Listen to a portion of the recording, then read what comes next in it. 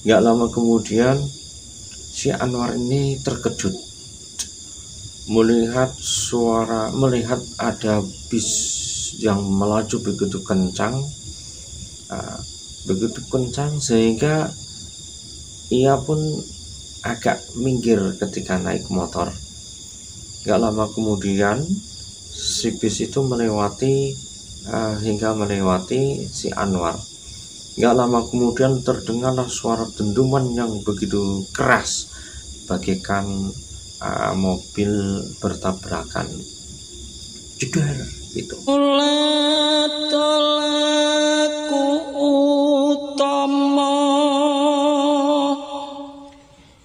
tumrape wong tanah Jawi, wong agung ing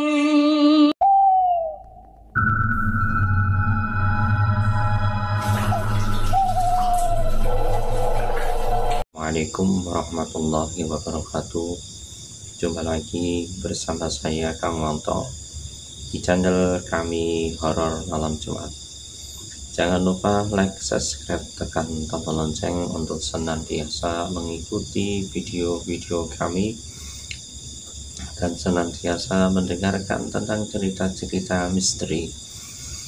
Bagi teman-teman yang senantiasa mendengarkan video kami dan mengikuti video kami doakan semoga diberi panjang umur, sehat, diberi rezeki yang berkah dan berlimpah-limpah. Pemirsa yang budiman, kali ini ada satu cerita yang dialami oleh saudara saya yang bernama Anwar. Anwar ini merupakan karyawan pabrik yang berletak di kota Semarang. Anwar merupakan warga kota Batang, merantau ke kota Semarang, bekerja di suatu pabrik yang memproduksi baju, atau bisa dinamakan Anwar ini bekerja di garment. Si Anwar ini kesehariannya pagi berangkat kerja, pulang hingga larut malam. Ia tinggal di kos-kosan bersama temannya. Ada 3 teman yang satu kos-kosan dengan si Anwar ini. Ketika si Anwar tepatnya tanggal 28 bulan Januari, si Anwar baru saja menerima gaji buruh. Ia merasa kangen banget dengan keluarga, ingin sekali menjenguk keluarga karena si Anwar selama 3 bulan tidak pulang. Dan ketika itu, pada tanggal itu semua karyawan pulang lembur hingga jam 10 malam karena besoknya hari Sabtu dan Minggu libur, sehingga semua karyawan pas hari Jumat lembur sampai jam 10. Dari hati niat yang sangat dalam, si Anwar ini pengen banget pulang. Ketika sampai di kos-kosan sekitar jam 10:30, si Anwar bergegas mengemasi segala pakaian dan lain-lain untuk dibawa pulang. Ada satu kos-kosan teman Anwar yang tinggal satu kos-kosan, sebut saja namanya si Doni ini. Si Doni tanya sama si Anwar, Anwar, malam-malam begini kamu mau kemana? Kok bawa tas segala? Kata si Doni. Si Anwar menjawab, ini Don, aku ini sudah 3 bulan udah pulang, kangen banget dengan orang tua Don. Aku malam ini mau pulang Don. Yang benar aja, besok aja pulangnya, jangan pulang malam-malam begini Anwar. Besok kan masih ada waktu kalau kamu pulang. aku tuh udah kangen. Si Doni ini punya firasat yang tidak enak dengan si Anwar nih. Udah, kamu bolehnya besok aja, jangan sekarang, kata si Doni. Tapi si Anwar itu bersikeras ingin pulang karena kangennya sangat dalam dengan keluarga. Kemudian si Anwar berpamitan dengan teman-teman yang satu kos, berpamitan mau pulang kampung. Turun dari tangga kos-kosan, lalu ia menyalakan motor dengan rasa semangat ingin jumpa dengan keluarga. Perjalanan dari Semarang sampai ke kota Batang, naik motor dijangkau dengan waktu 3 jam lamanya. Ia berjalan dari kota Semarang. Waktu itu mulai ia berjalan sekitar jam 11. Sepanjang perjalanan ia tidak begitu terasa capek dan rasa ngantuk pun tidak terasa karena rasa kangennya dengan keluarga sangatlah mendalam. Sesampainya ia melewati kota Kendal sampai melewati perbatasan antara Kendal dan Batang, kota Batang, tepat di Alas Roban ini, si Anwar merasa agak merinding, punya firasat yang tidak enak. Di dalam hatinya ia bertanya-tanya, kenapa nih ya, kok aku terasa tidak enak nih ya, kok kayak ada sesuatu ya. Ya karena sudah berniatan untuk pulang, dia memantapkan hatinya melewati di hutan Alas Roban. Ketika ia melintasi jalan yang berlekok-lekok di tengah-tengah hutan dan jalan yang menanjak, gak lama kemudian dia melewati suatu tempat pengisian bahan bakar atau pom bensin. Sekitar 300 dari pom bensin, si Anwar ini agak merasakan lelah. Tubuh udah terasa capek, bahkan ia pun kurang berkonsentrasi ketika naik kendaraan. Gak lama kemudian si Anwar ini terkejut melihat ada bis yang melaju begitu kencang sehingga ia pun agak minggir ketika naik motor. Gak lama kemudian si bis itu hingga melewati si Anwar.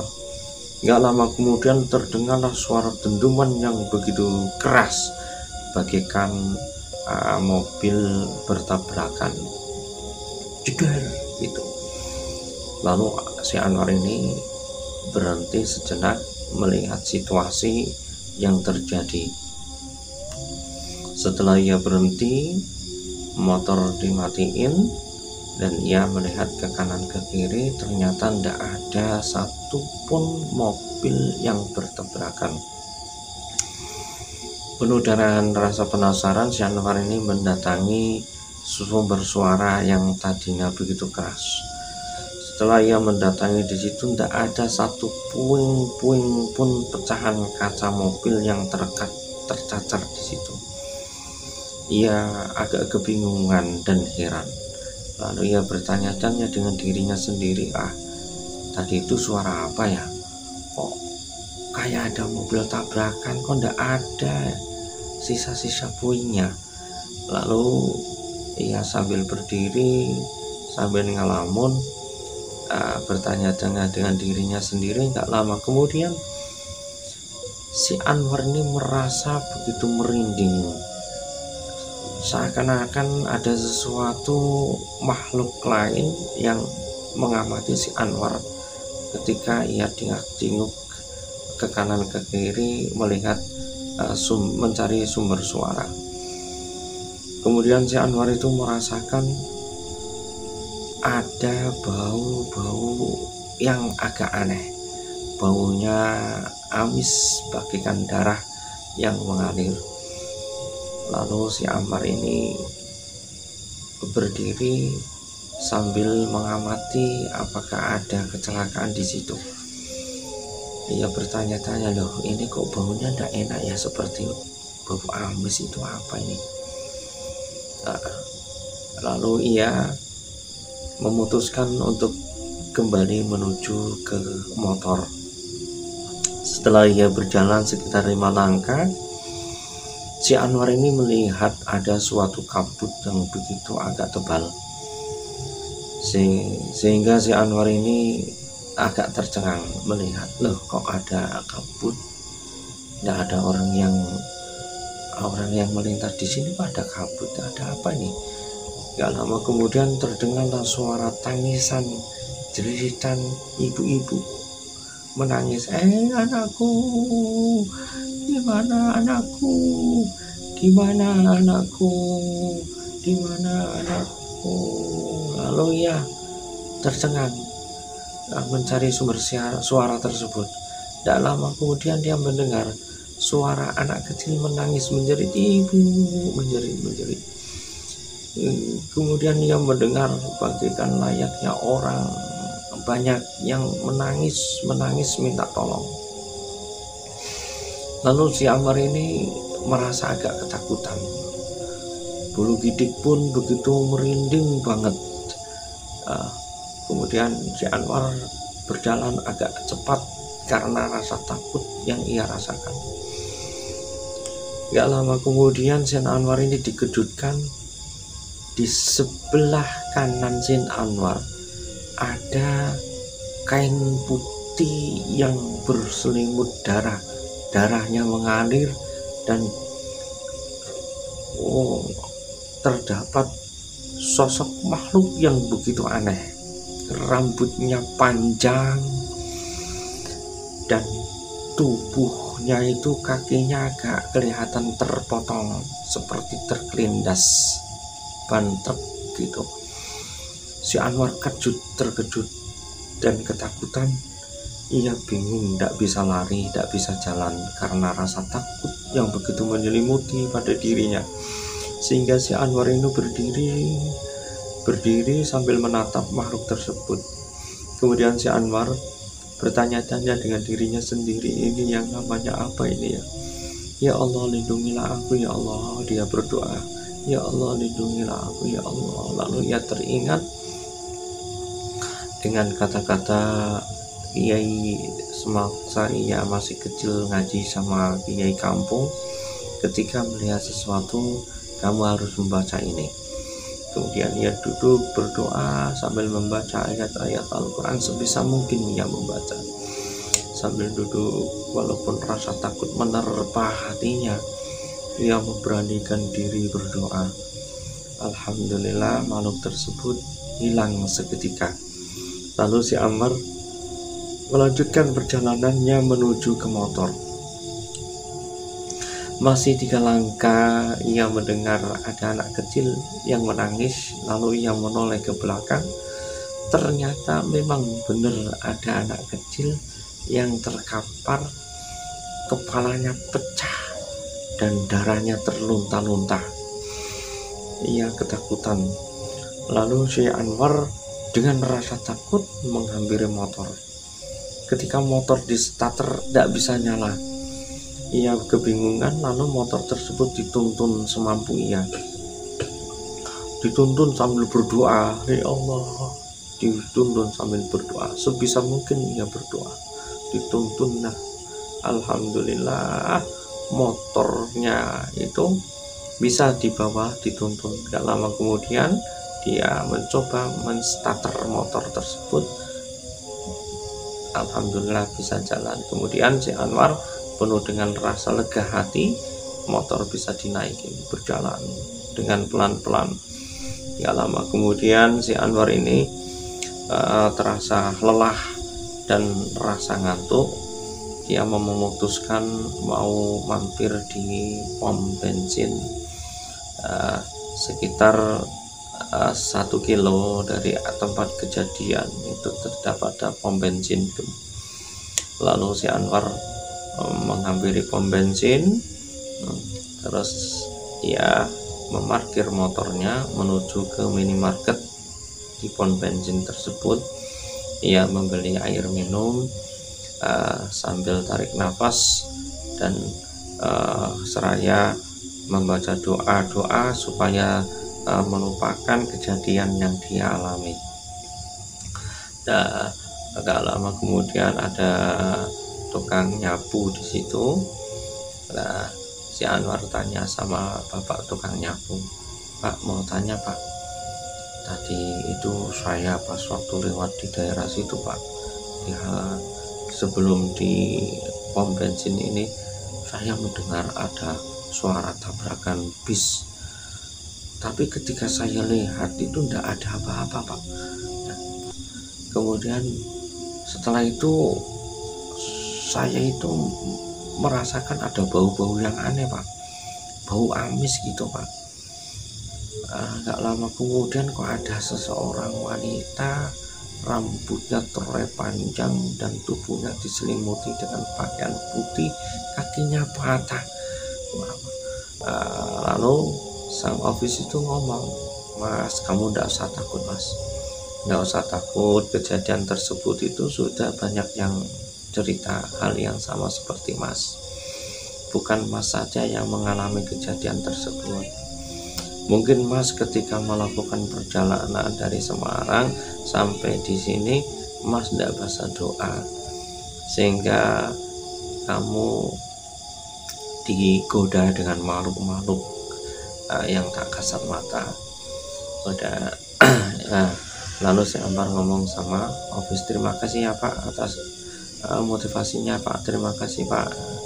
Si Anwar setelah itu dia minum air, kemudian ya sudah lelah pun sudah agak hilang. Jadi di situ sekitar jam 2:30 lalu ia memutuskan melanjutkan perjalanan menuju rumah. Alhamdulillah sampai rumah dengan selamat, sampai sekitar jam 3. Lelah begitu menyelimuti pada tubuhnya, lalu dia masuk. Alhamdulillah selamat dalam perjalanan. Cukup sekian cerita ini, cerita nyata yang diambil dari teman saya. Semoga bisa menghibur dan bisa memberi manfaat. Pada intinya manusia itu termasuk manusia yang makhluk yang sangat mulia. Bila manusia tersebut tidak pernah berzikir, tak pernah membaca sholawat, maka ia akan mudah digoda oleh makhluk-makhluk yang tak kasat mata. Alangkah baiknya ketika kita mau melakukan perjalanan malam atau perjalanan jauh, sayupianya kita harus membaca doa perlindungan dari Sang Pencipta. Cukup sekian dari saya. Wassalamualaikum warahmatullahi wabarakatuh.